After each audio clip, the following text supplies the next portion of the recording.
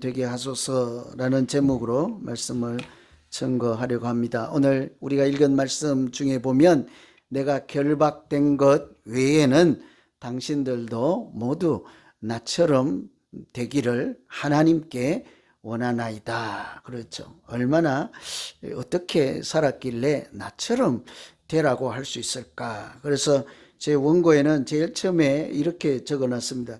내가 나처럼 되라고 말할 수 있을까? 이것이 설교 준비를 하는 일주일 내내 제가 마음에 품고 있던 질문이었습니다. 우리 자녀들, 손주들 누군가에게 나처럼 정도만이라도 살아보라고 할 수 있을까?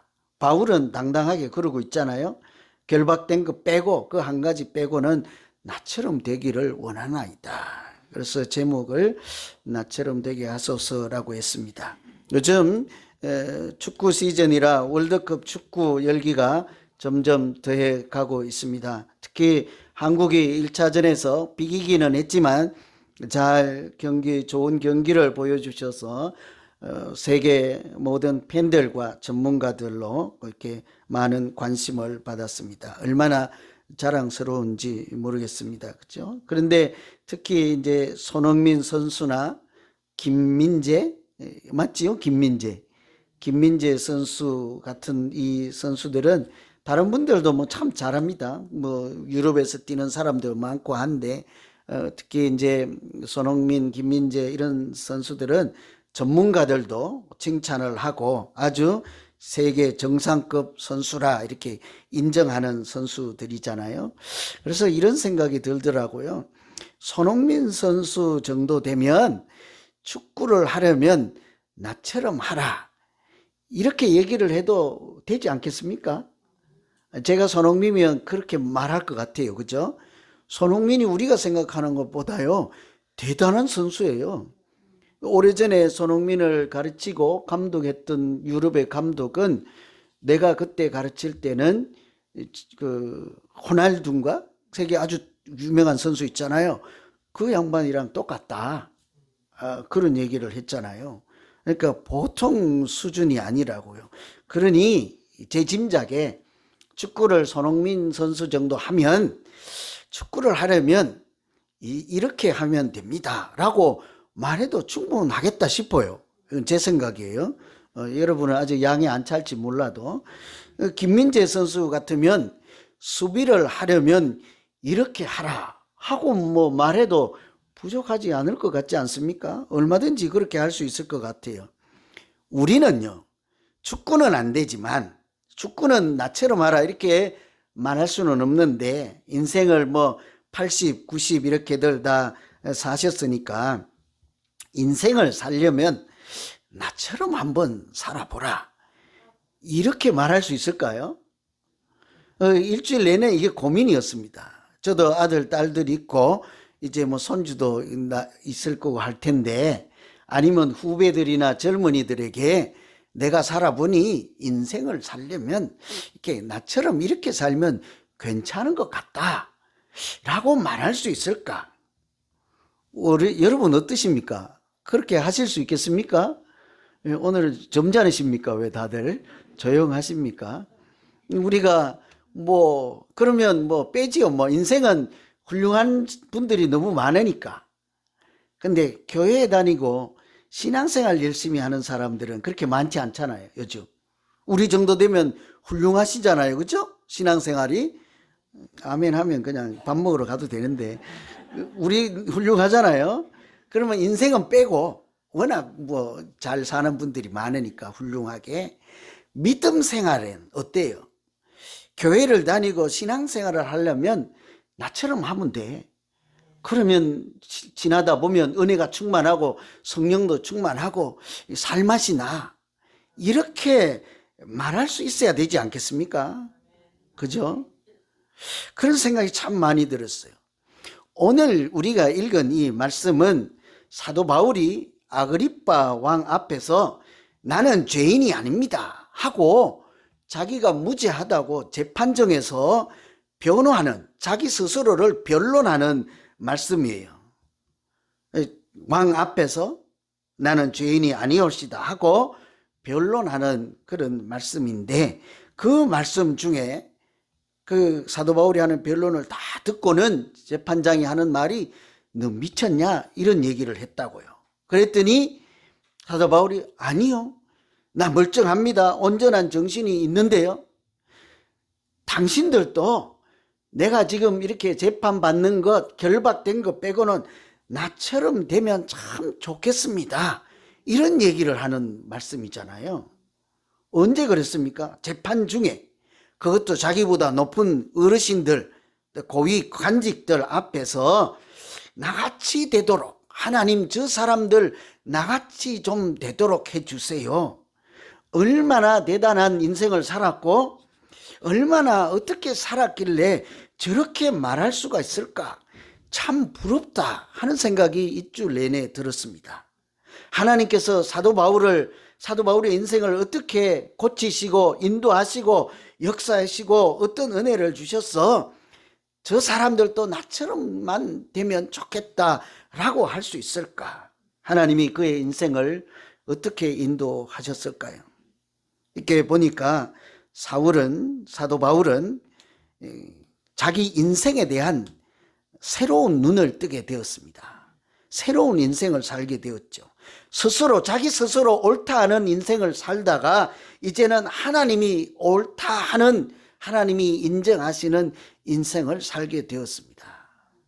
그래서 이런 인생도 살아보고 자기가 옳다 하는 인생 살아보고 또 하나님이 옳다 하는 인생을 살아보니 이제 내가 정확하게 당당하게 말할 수 있을 것 같다.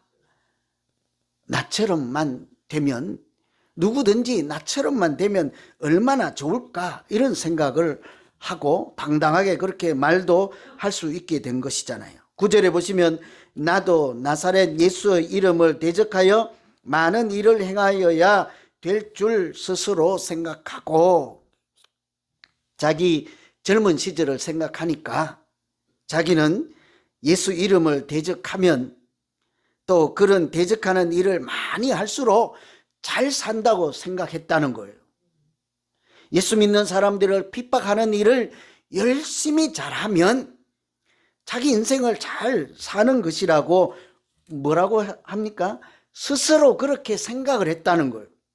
그러니까 젊은 시절은 자기가 옳다고 하는, 자기가 정한 그런 길을 열심히 산 거죠. 그런데 살다가 보니 하나님께서 그것이 아니다 하는 경험을 주신 거예요. 다 아시는 대로 예수 믿는 사람을 박해하기 위해서 다른 나라 수도로 가다가, 다메섹으로 가다가 길에서 해보다 더 밝은 하나님의 빛을 만나고 그것이 빛이 자기를 둘러싸고 뿐만 아니라 하늘에서 소리가 나서 들어보니 어찌하여 네가 나를 박해하느냐 하는 소리를 듣잖아요. 지금까지는 박해하는 것이 옳은 일이라 하고 그 일을 위해서 최선을 다했지만 그 하나님을 만난 그 시점을 기점으로 해서 이것이 오히려 하나님을 대적하는 일이었구나 하는 것을 깨닫고 이제는 완전히 다른 새로운 인생을 살잖아요. 그것을 우리는 거듭난 인생이라고 해요. 예수 믿는 인생이라고 해요. 하나님의 자녀로 살아가는 새로운 피조물로 살아가는 인생이라고 하지 않습니까? 그래서 그렇게 살다 보니 옛날에 젊은 시절에 스스로 옳다는 인생 말고요, 하나님을 만나서 이제 다른 제2의 인생을 열심히 살다 보니 29절처럼 말할 수 있게 된 거예요. 말이 적으나 많으나 당신뿐 아니라 내 말을 듣는 모든 사람들이 내가 이렇게 결박된 것 외에는 나같이 되기를 원합니다. 이거 하나님께 대한 기도예요. 정확하게 이 결박된 것 외에는 나와 같이 되기를 하나님께 원하나이다. 요즘 번역은 그 중간에 하나님이란 말씀 단어가 들어가 있죠. 나처럼 되기를 원합니다. 말은 하나님 저 사람들도 나처럼만 되게 좀 해주세요. 좀 어떻게 생각하면 뻔뻔하기도 하고, 그죠? 잘못 생각하면 우리 좀 질투 많고 이런 분들이 생각하면 지가 뭐 잘났다고 라고 할 수 있는 대목이지 않습니까? 얼마나 잘났길래 하나님 앞에 저 사람 좀 나처럼 되게 해주세요. 또 아무 생각 없이요, 오늘 집에 가가지고 저 권사님 나처럼만 되게 해주세요 이러면 또 큰일 납니다. 맨날 교회만 오면 싸우고 분란 일으키고 막 이렇게 하면서 집에 가갖고 저 사람 나처럼 되게 해주셔서 나랑 저 사람 안 싸우게 해주세요. 안 돼요, 그러면. 그래서 오늘 저나 여러분이나 깊이 생각해 보자는 거예요. 사도 바울이 어떻게 하면 하나님께 저 사람 나처럼만 좀 되게 해주세요, 왜 그랬냐고요? 스스로 옳다 하는 인생 살지 않고 하나님께서 그 눈을 떠서 새로운 인생이 있다는 것을 보여주고 그로 인해서 새 인생을 제2의 새로운 인생을 살고 나서는 이렇게 얘기하잖아요. 나처럼 되게 해주세요. 이 말을 어디에서 했습니까? 왕 앞에서요. 재판장 앞에서 했단 말이에요. 총독 앞에서 했단 말이에요. 조금만 생각해 보세요. 상상 한번 해보세요. 어떤 사람이 무릎 꿇고 있고요, 아니면 의자에 앉아서 손이 묶여 있고요, 어떤 사람은 높은 재판정에 앉아서 판사가 앉는 자리에서 왕관을 둘러싸고 있어요. 여러분이 그 자리 가서 보고 있습니다. 누구처럼 되고 싶어요? 왕관을 쓰고 재판장 이렇게 몽둥이 하나 들고 있는 사람처럼 되실래요? 아니면 저 밑에 무릎 꿇고 의자에 앉아서 손이 결박된 사람처럼 되고 싶으세요?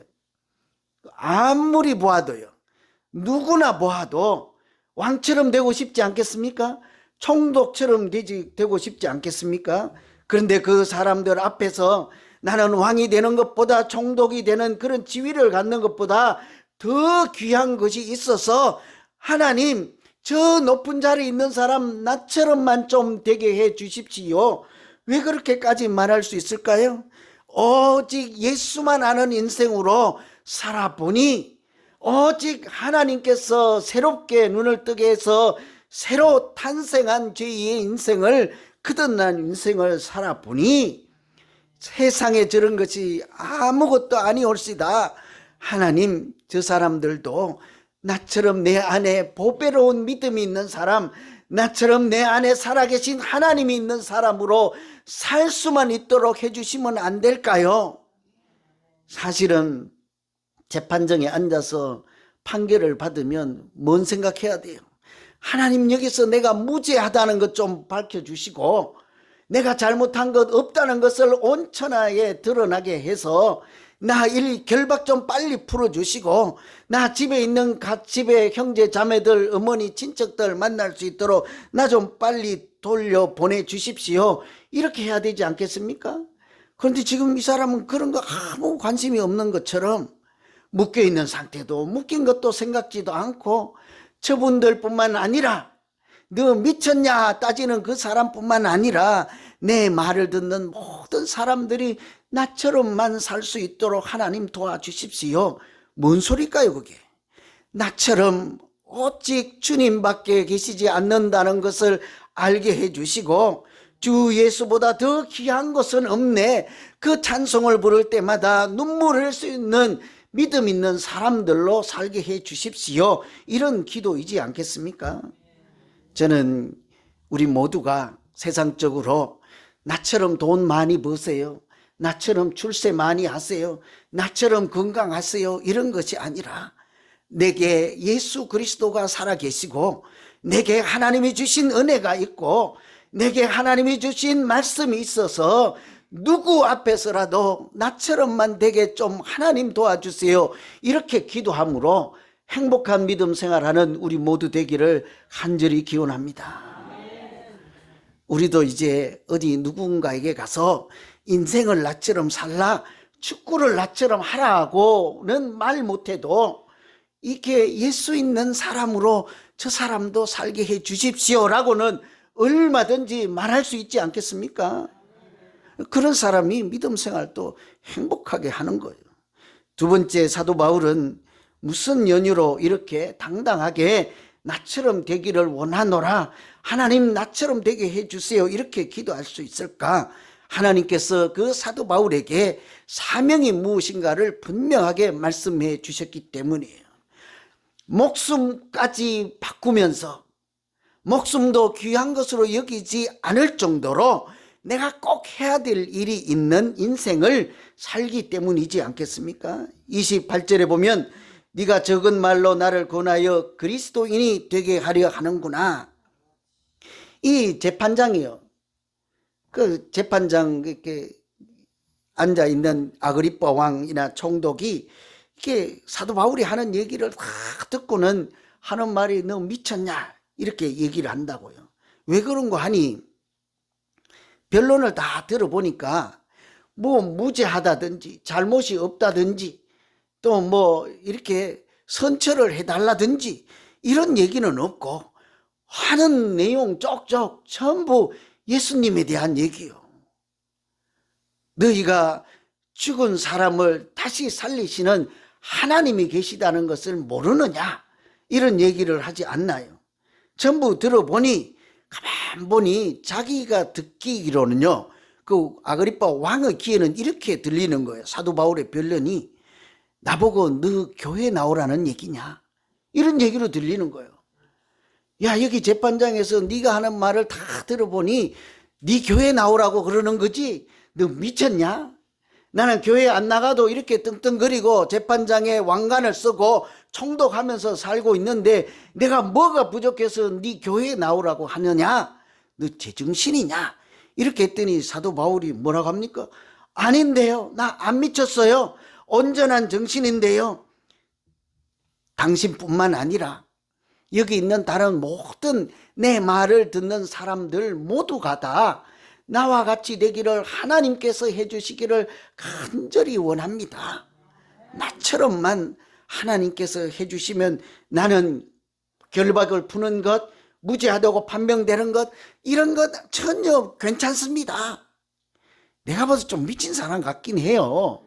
재판을 받으면서 자기가 무죄하고 억울하다 빨리 풀어달라 뭐 이런 얘기를 해야 되잖아요. 그런데 전혀 그런 얘기는 하진 않고 그 듣는 재판장이 들어봐도 교회 나오라는 얘기거든요. 예수 믿으라는 얘기거든요. 그러니 말로 이 말 저 말 다 해가지고 그렇게 나를 교회 나오라고 하느냐 너 미쳤다 이러잖아요. 사실상 그 사람이 이런 얘기를 하는 것처럼 아그리빠 왕이 미쳤냐 하는 것처럼 실상은 사도 바울은 좀 미친 사람이에요. 우리가 봐도 좀 미친 사람이에요. 여러분 교회 다니면서 너 미쳤냐 소리 들어보셨어요? 한 번씩은 들어봐야 돼요. 사실은 저는 몇 번 듣긴 했어요. 잘 나가던 대기업에도 다니고 뭐 국세청에도 다니고 하다가 목사 한다니까 친구들이 일단 미쳤냐 너 이러더 말은 안 하고 이러더라고요. 근데 여기 갖다 대고 하긴 좀 그렇다 그죠? 그러더라니까 미쳤냐. 예수 믿는 사람들은 세상 사람들이 보면 미쳤지요 뭐. 저 기분 나쁘신가 보다 막 째려보는가 보니까 다들 에? 교회 다니고 예수 믿고 하나님을 믿는데 미쳤다 소리를 들으면 고마운 소리예요. 오직 예수만 알고 오직 하나님만 알고 세상 모든 것보다 하나님의 은혜가 가장 귀한 것으로 여기는 사람들은 세상 사람들이 보거나 하나님 없는 사람들이 보면 제정신 아니거든요. 사도 바울 생각해봐요. 얼마나 공부를 잘하는 석학입니까?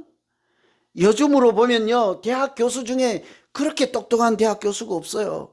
가말리엘 문화생이라고 최고 학부를 나온 사람, 정말 똑똑한 사람 중에 똑똑한 사람이에요. 바리새인 중에 바리새인이라고 하는 거죠. 자기 가문이 대단한 가문이라는 얘기지 않습니까? 오리지널이라고 하는 얘기예요. 그런 대단한 사람이 이제 와서는 뭐래요?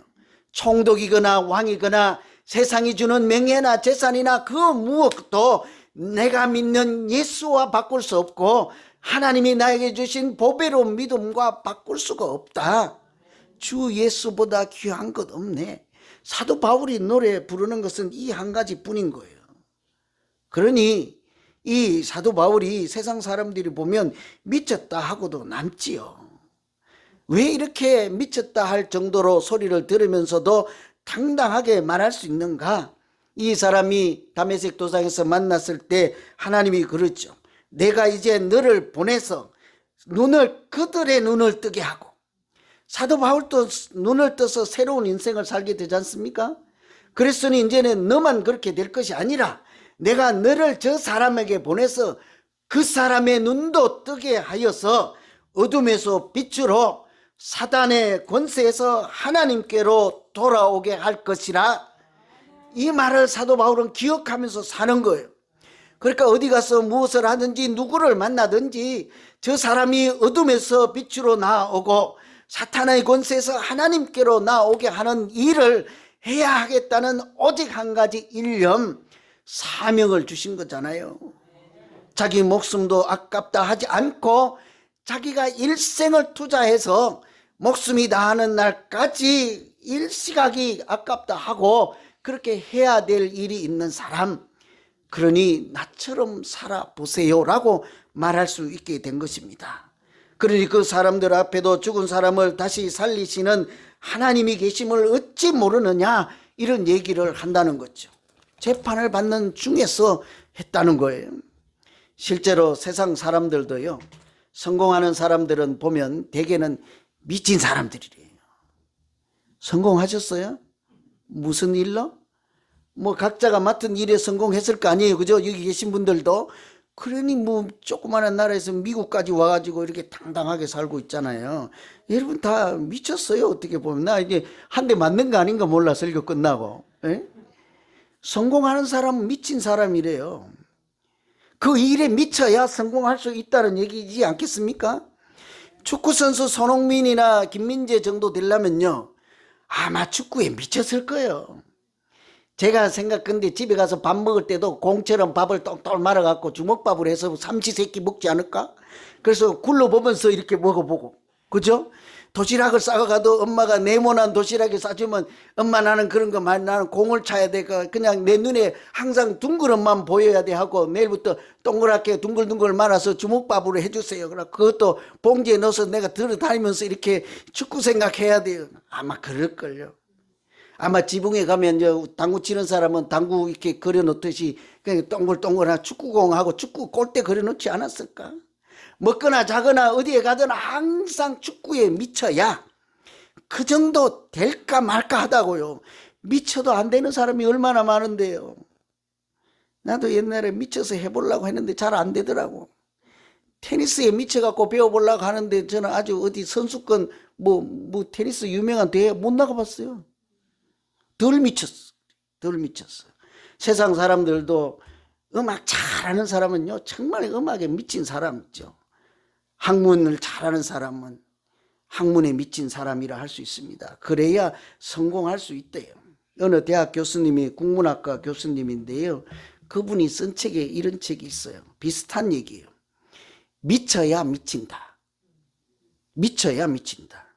똑같은 말 같은데 한문이라 달라요. 앞에는 정말 미칠 광자를 써서 그렇게 미치는 것이요.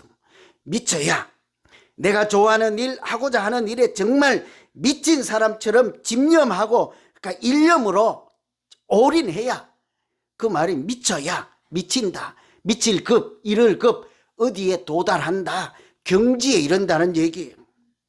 그래야 내가 미친 것처럼 온 힘을 다하고 집중해야 어느 정도 수준에 이른다, 이런 얘기를 했죠. 상당히 일리 있는 얘기지 않습니까?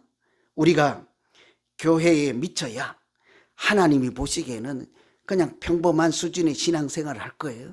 근데 미친 정도도 아니고 그냥 세상 사람들처럼 하면 뭐 1년에 한 번 교회를 오거나, 오늘 또 처음 오신 분들 용서하세요. 1년에 한 번. 그래도 안 하는 것보다 낫습니다. 그죠? 그래도 어쨌든 신앙생활을 하거나 그냥 교회를 다니거나 믿음 생활을 하거나 뭘 하든가요, 사실은 우리는 미쳤다 하는 소리를 들어야 하나님이 보시기에는 그래도 그냥 괜찮다, 인정받을 만한, 하나님이 기뻐하시는 신앙생활을 할 수 있는 거예요.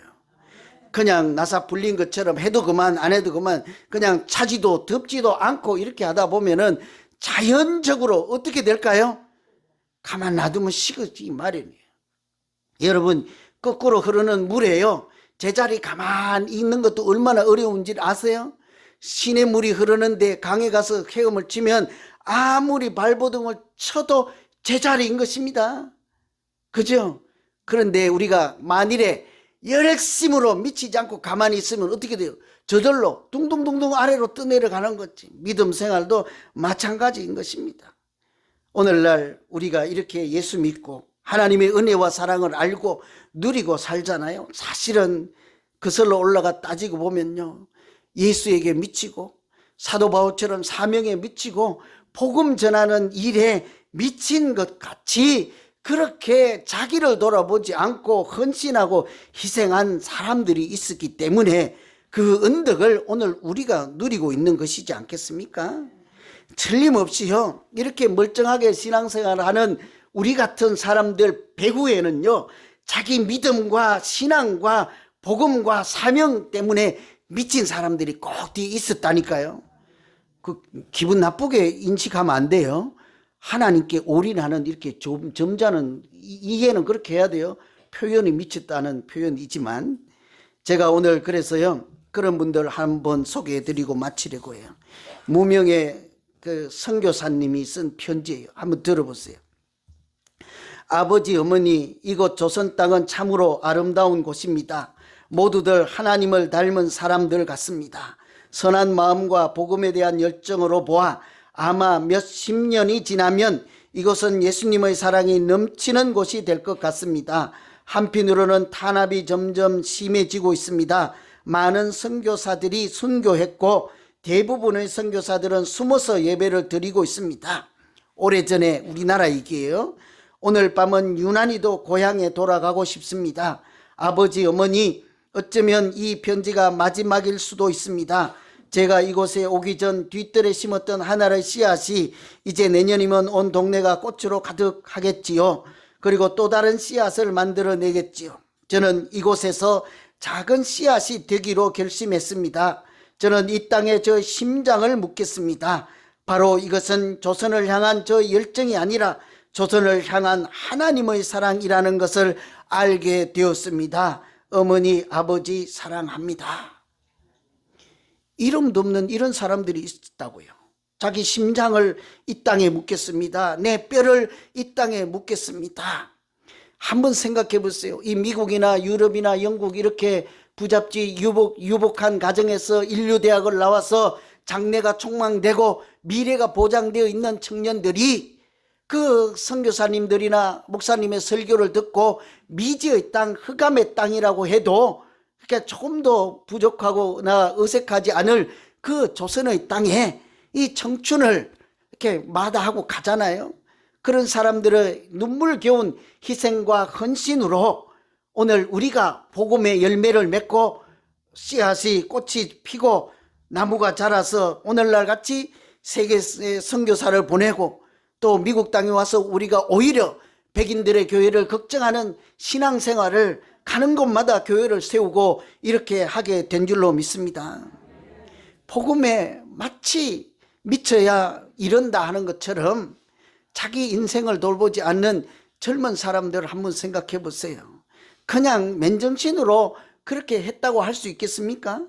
실제로 한국에 가면 양화진이라고 하는 선교사님 묘지가 있는데 가보면 어른들이 풍토병에 걸려서 서른에 죽고 또는 일생을 헌신하다가 돌아가신 선교사님도 있지만 사실은 그 옆에 보면은 1살, 2살 그냥 이런 태아들 이렇게 꼬맹이들이 목숨을 잃은 경우가 있다고요.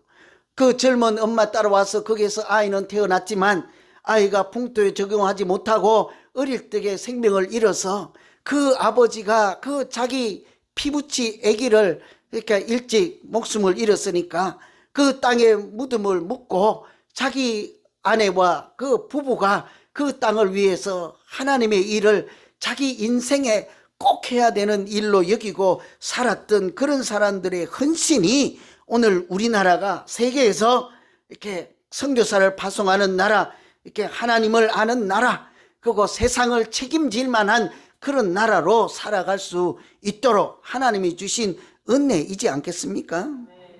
우리가 이 정도 그렇게 이 사람들 때문에 믿음 생활할 때 오늘 말씀을 정리하면서 2가지 정도 한번 생각해 보면 어떨까 싶어요. 저는 일주일 내내 이렇게 내용은 뭘 준비를 해야 될지 모르겠지만 일주일 내내 그런 생각이 자꾸 들고 기도가 나오더라고요. 우리 자녀들에게 나처럼 살면 된다라고 말할 수 있는 아버지가 되면 얼마나 좋을까. 내가 목사라고 하고 있으니 여러분 권사님, 장로님들이나 어르신들 앞에 내가 나이는 어리지만 신앙생활을 하려면 어르신 이렇게 하면 돼요 라고 조금 더 부끄러움 없이 말할 수 있으면 얼마나 좋을까. 오늘 설교는 저보고 하는 설교예요. 내가 제가 저한테 하는 설교를 여러분이 들어주시는 거예요. 여러분은 그렇게 할지 몰라도 우리 교인들 정도, 우리 교회라도 여러분 교회라고 하면 이렇게 하면 돼요. 신앙생활을 하면 이렇게 하면 돼요. 아니 입으로는 말하지 않더라도 하나님 앞에 나가서 하나님 내가 이렇게 가난하고 내가 이렇게 생활 환경이 어려운 것 빼고는 저 사람들도 저 교회도 나처럼만 되게 해 주십시오. 이렇게 말할 수 있는 우리 모두 되기를 간절히 소망합니다. 하나님이 주신 사명 잘 깨닫고 하나님이 보내신 그곳에서 하늘의 미랄로 썩어져 갈 때 하나님께서 우리의 신앙의 꽃이 피게 하시고 믿음의 열매가 맺어서 하나님이 기뻐하는 아름다운 신앙생활하는 우리 모두와 우리 교회와 여러분 가정 되기를 간절히 기원합니다.